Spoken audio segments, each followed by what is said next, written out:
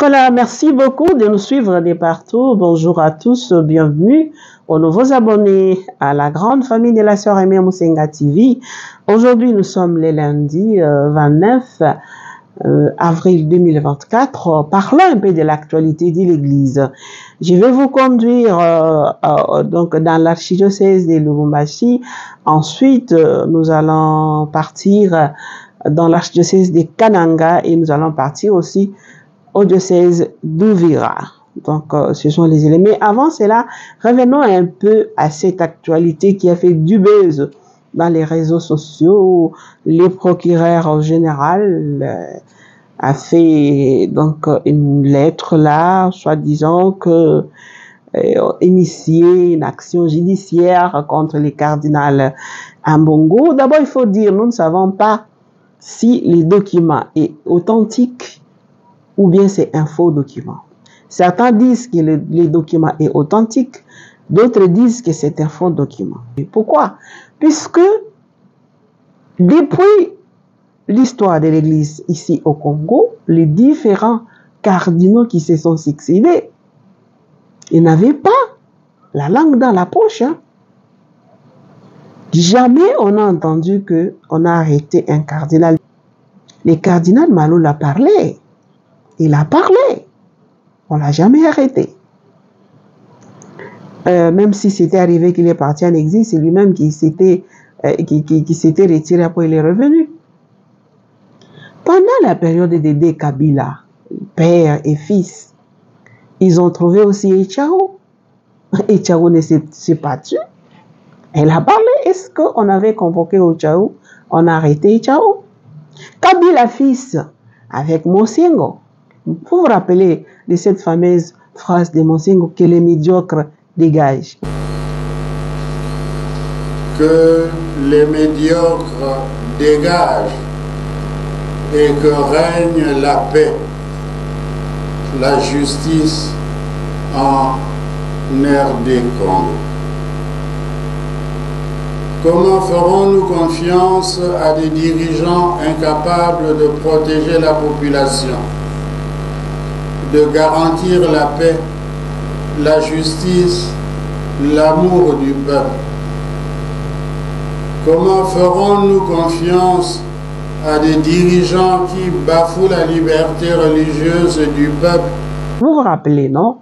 Mosengo a parlé, non? Est-ce qu'on l'a déjà arrêté? Pourquoi seulement aujourd'hui? Surtout quand on sait que cette partie qui est au pouvoir aujourd'hui était avec l'Église catholique ensemble. Ils ont milité pour la pacification, l'alternance aussi, si on peut dire en ce sens. Je suis sûr que notre président Tshisekedi n'y est pour rien dans tout ça, je suppose. Parce que je sais que lui, un homme de paix, hein? Je sais que peut-être qu'il n'est pas informé, comme souvent il nous dit, je n'étais pas informé. Mais s'il est informé et qu'il ne dit rien, ça c'est autre chose. Alors, nous avons vu justement dans les réseaux sociaux cette lettre-là. Vous m'avez envoyé les messages dans mon WhatsApp. Beaucoup de gens m'ont dit, ma sœur, alors est-ce que tu peux nous parler un peu? On voulait comprendre c'est quoi cette affaire-là et comment on fait pour arrêter un prêtre. J'aurais bien souhaité qu'un canoniste vous parle. Malheureusement, les canonistes que nous avons contactés sont occupés. En entendant que les canonistes viennent nous expliquer en long et en large, lisons ensemble que dit l'article 8 de l'accord cadre. Dans cet accord qui a été signé entre les Saint-Sièges et l'État congolais pour l'Église catholique de la République démocratique du Congo. Et là, nous sommes à l'article 8. Alors, l'article dit ceci, nous lisons ensemble. Les membres de l'Église catholique sont justiciables des juridictions des droits communs pour les infractions commises par eux. Toutefois, pour toute dénonciation, information, poursuite judiciaire comme c'est le cas, ou administrative relative à un clerc, un religieux ou une religieuse, et se basant sur l'éventuel comportement incompatible avec les lois civiles ou pénales, sauf en cas de flagrant délit. Avant de déclencher l'action publique, les autorités judiciaires feront connaître confidentiellement à l'évêque du lieu du domicile de l'intéressé ou à celui du lieu de la commission des faits. S'il est difficile de communiquer avec les premiers les motifs de ces poursuites, s'il s'agit d'un religieux ou d'une religieuse, ou son supérieur direct ou sa supérieure directe seront également avertis. Dans le cas d'un évêque, c'est le cas du cardinal, ou d'un prêtre exerçant une juridiction équivalente, l'autorisation préalable du parquet général de la République est nécessaire et le Saint-Siège en sera aussitôt informé par les autorités congolaises via l'annonciature apostolique. Alors, si l'annonciature n'a pas été informée, si le Saint-Siège n'a pas été informé, alors ces procédures-là n'ont pas suivi. Donc, on n'a pas respecté. La chancellerie de l'archidiocèse de Kinshasa ne s'est pas encore prononcée. L'annonciature ne s'est pas encore prononcée, le Saint-Siège ne s'est pas encore prononcé. Alors là, moi, j'ai voulu en parler parce que c'est déjà sur la toile, sur les réseaux sociaux. Et puisque vous m'avez demandé, comme fille de l'Église, tout ce qui touche à l'Église, personne ne peut m'empêcher, comme fille de l'Église, d'en parler. Je ne suis pas porte-parole de qui que ce soit, mais je parle de l'Église. Je parle de l'Église, notre Église, comme fille de l'Église. Donc voilà, nous attendons l'évolution de cette affaire. S'il y a du nouveau, je ne manquerai pas de venir vous le dire. Mais comprenez tout simplement que le cardinal Ambongo, c'est un prophète. Ce n'est pas celui qui a peur. D'ailleurs, une fois, il le disait, quand il avait sacré l'évêque auxiliaire de Kisangani. En tant que prophète, vous avez le devoir de parler sans peur au nom de Dieu.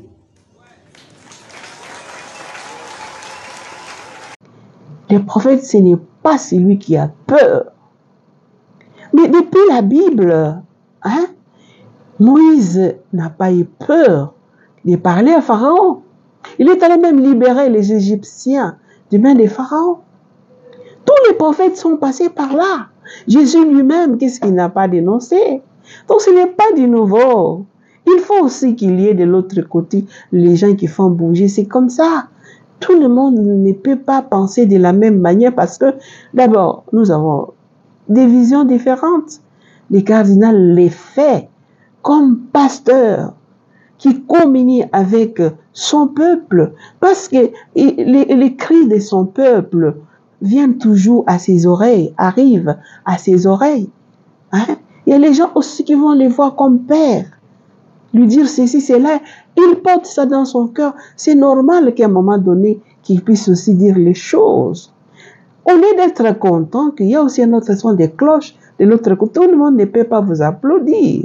Si tout le monde ferme les yeux pour vous dire qu'il y a des bonnes choses, ça ne va pas.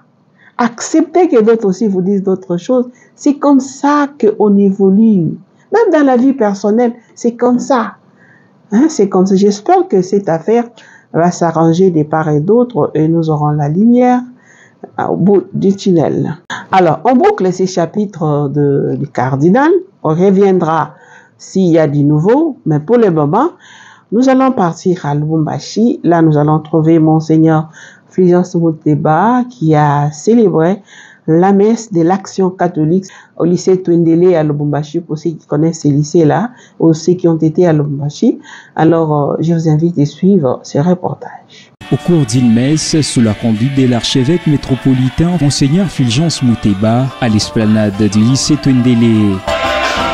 Dans sa prédication, l'évêque a souligné l'importance et l'impact positif à la présentation et l'existence des groupes et mouvements d'action catholique au sein de la communauté avant de formuler des vœux que le Seigneur renforce la foi dans les cœurs de tous les membres des différents groupes et mouvements, soulignant que cette diversité est un signe de communion ecclésiale.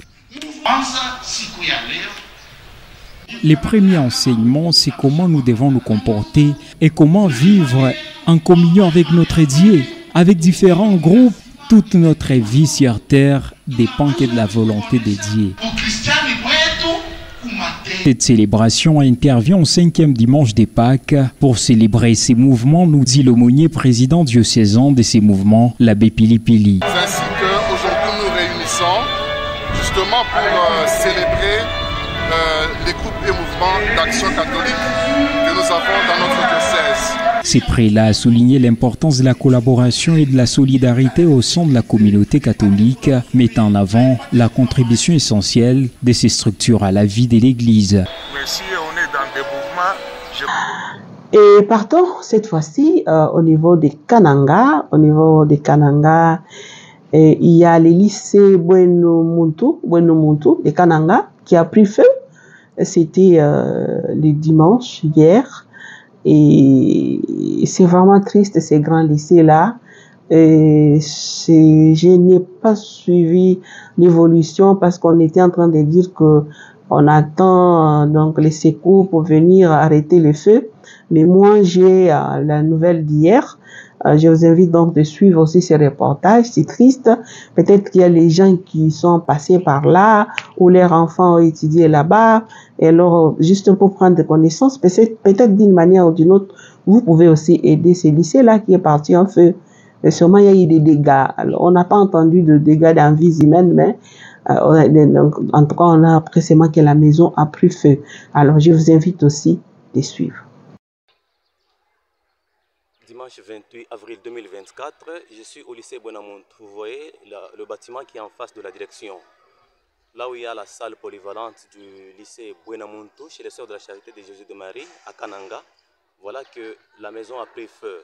Selon nos sources, c'est depuis 4 heures et certaines religieuses sont hospitalisées pour ce choc. C'est donc une émotion. Nous attendons encore l'intervention pour que ce feu soit maîtrisé. Je suis Fernand Makolo de la radio Dikudieto à Kananga. Voilà, pour ceux qui connaissent bien le milieu, c'est ça la grande salle. Et voilà le feu. Nous allons encore repartir à Lubumbashi. Cette fois-ci, on va changer les registres. On parle de l'insécurité dans la ville de Lubumbashi, précisément au quartier Bel Air. Les gens ne dorment pas. Alors, il y a donc la nuit du samedi, le vicariat de la paroisse Christ Sauveur au Bel Air donc été visité par les bandits. Je vous invite aussi de suivre ces reportages. Le quartier Bel Air, dans la commune de Kompemba, vit ce dernier temps sous la peur et la menace de l'insécurité criante. Le vicariat de la paroisse Christ Sauveur au Douainé Bel Air a été victime ce mercredi 24 avril 2024 d'une incursion de bandits mais armés qui ont cassé la barrière, pénétré dans les chambres à la recherche de biens de valeur. Surpris, le révérend abbé Marcel et ses gardiens se sont enfouis vers la commune de Kompemba pour chercher le secours et malheureusement aucun policier ni militaire n'était présent à 2 heures du matin. L'un était en tenue militaire. Il y a un qui était torse nu avec un pantalon jeans avec une machette. Mais il y avait l'autre qui était en tenue militaire avec arme. C'est ce qui a fait qu'on puisse fuir. Parce qu'on ne savait pas comment... Il y avait un seul policier et les autres qui faisaient la garde le temps qu'ils appellent maintenant l'intervention, là où il y avait la lampe criseur. Informés, une poignée de fidèles est vite venue faire le constat. C'est le 3e cas d'insécurité enregistré au courant de la semaine.